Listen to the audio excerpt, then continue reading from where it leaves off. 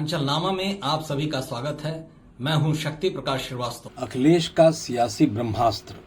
उत्तर प्रदेश में होने वाले विधानसभा चुनाव में समाजवादी पार्टी के लिए इस बार करो या मरो की स्थिति है। यही वजह है कि सपा सुप्रीमो अखिलेश यादव ने भी अपने सारे सियासी अस्त्र इस चुनाव में उतारने का मन बना लिया है, क्योंकि इस बार अखिलेश को भी यह लग गया है कि लगातार चुनाव दर चुनाव मिल रही पराजय से पार्टी कार्यकर्ताओं में उपजी निराशा को दूर करना पार्टी हित में बहुत जरूरी है। हालांकि उनके पीडीए फार्मूले से लोकसभा में मिली सफलता ने कार्यकर्ताओं को संजीवनी दिए हुए हैं। उसी संजीवनी के नाते आज अखिलेश एक बार फिर पूरे दमखम के साथ चुनाव में उतरने के मूड में भी हैं।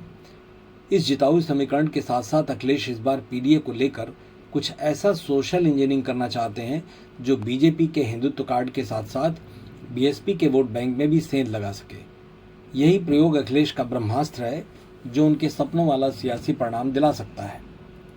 दरअसल देश का सियासी इतिहास साक्षी है कि केंद्र में सत्ता का रास्ता उत्तर प्रदेश से होकर गुजरता है। यही वजह है कि उत्तर प्रदेश विधानसभा का चुनाव भी अन्य राज्यों के विधानसभा चुनावों से कहीं अधिक महत्वपूर्ण होता है। इस बार का चुनाव भी बेहद दिलचस्प होगा, क्योंकि यहाँ बीजेपी जहाँ बहुमत वाली सत्ता की हैट्रिक करना चाहेगी, वहीं मुख्य विपक्षी समाजवादी पार्टी अपने सियासी भविष्य के लिए सत्ता वापसी के लिए पूरी जोर आजमाइश भी करेगी। हालांकि समाजवादी पार्टी ने पूरी गंभीरता से इसकी तैयारी भी की है। उसने सामान्य सीटों पर भी अनुसूचित जाति के उम्मीदवारों को उतारने की तैयारी कर रही है। पीडीए यानी पिछड़ा दलित अल्पसंख्यक गठबंधन को मजबूत करने और पश्चिमी उत्तर प्रदेश में बीएसपी के कोर वोट बैंक में सेंध लगाने के लिए अखिलेश यादव का फैजाबाद मेरठ पर दांव खेला जाना तय है। अखिलेश यादव का यह दांव न केवल बीजेपी के हिंदुत्व कार्ड को कमजोर करने के लिए है, बल्कि बहुजन समाज पार्टी के पारंपरिक दलित वोट बैंक में सेंध लगाने की एक सोची समझी चाल भी है।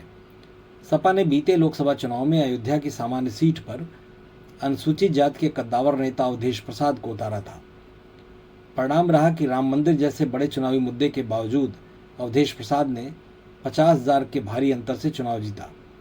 इसी तरह मेरठ की सामान्य लोकसभा सीट पर सपा ने दलित नेता सुनीता वर्मा को टिकट दिया, जहां बीजेपी के कद्दावर चेहरे अरुण गोविल केवल 10,000 के मामूली वोटों के अंतर से जीत सके थे।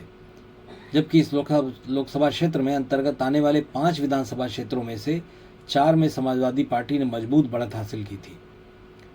सपा के राष्ट्रीय प्रवक्ता राजेंद्र चौधरी का भी मानना है कि 2022 के विधानसभा और 2024 के लोकसभा चुनाव में हमने कई सामान्य सीटों पर अनुसूचित जाति के उम्मीदवारों को उतारकर बेहतर परिणाम पाया है। आगामी विधानसभा के चुनाव में हम इसी सफल मॉडल को और बड़े पैमाने पर दोहराने जा रहे हैं।